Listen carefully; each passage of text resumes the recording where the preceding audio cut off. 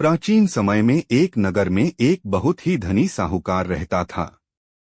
उसके पास धन दौलत, मकान, नौकर चाकर सब कुछ था, लेकिन उसकी कोई संतान नहीं थी। इस कारण वह और उसकी पत्नी बहुत दुखी रहते थे।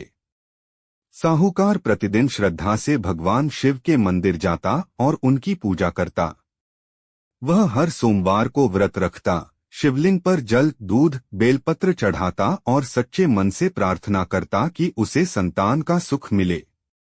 एक दिन मंदिर में पूजा करते समय माता पार्वती ने साहूकार की भक्ति देखकर भगवान शिव से कहा, हे प्रभु, यह साहूकार बहुत श्रद्धा से आपकी पूजा करता है, इसे संतान का सुख क्यों नहीं देते? तब भगवान शिव बोले, हे पार्वती, इसके भाग्य में संतान सुख नहीं लिखा है। माता पार्वती ने फिर कहा, प्रभु, यह आपका इतना बड़ा भक्त है, इसकी भक्ति का फल तो मिलना ही चाहिए। माता पार्वती के आग्रह पर भगवान शिव ने कहा, ठीक है। मंदिर में छिपकर पूजा कर रहे साहूकार ने यह सारी बात सुन ली। वह दुखी तो हुआ, पर उसने भगवान की इच्छा मान ली और पहले की तरह सोमवार का व्रत और पूजा करता रहा। कुछ समय बाद उसकी पत्नी ने एक सुंदर पुत्र को जन्म दिया। पूरे नगर में खुशी मनाई गई।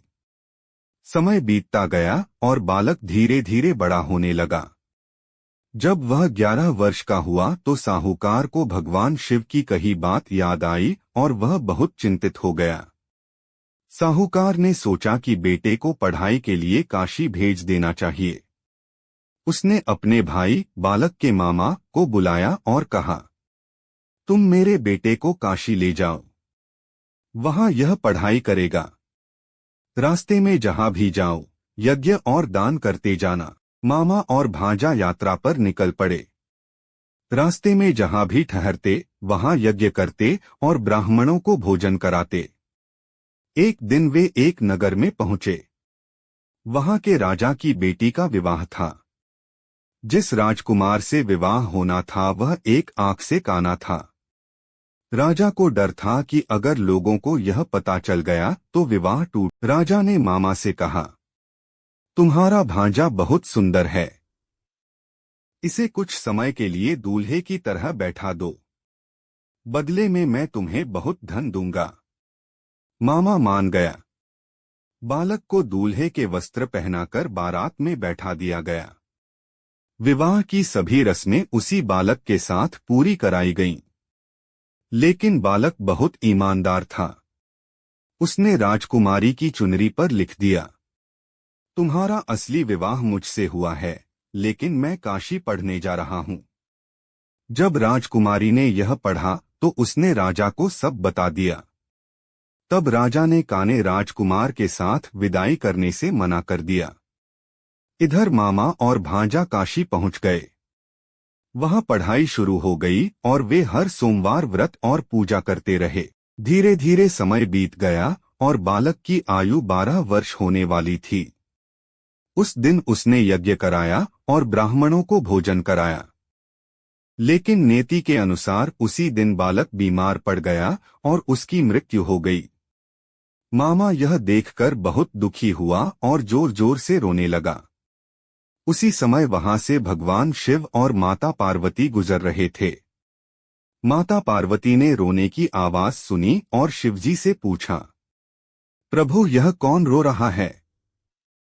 शिवजी ने बताया कि यह वही बालक है जिसे हमने 12 वर्ष की आयु दी थी। माता पार्वती को उस बालक पर दया आ गई।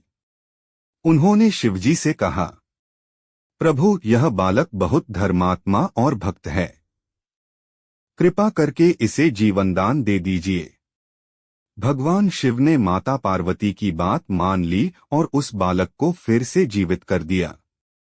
मामा बहुत खुश हुआ और भगवान का धन्यवाद करने लगा।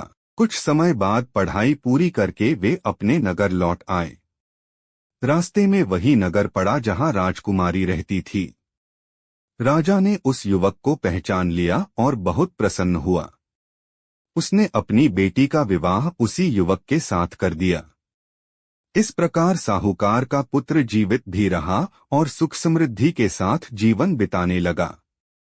जो भी भक्त सच्चे मन से भगवान शिव का सोमवार व्रत करता है और श्रद्धा से पूजा करता है, उसकी सभी मनोकामनाएं पूरी होती हैं।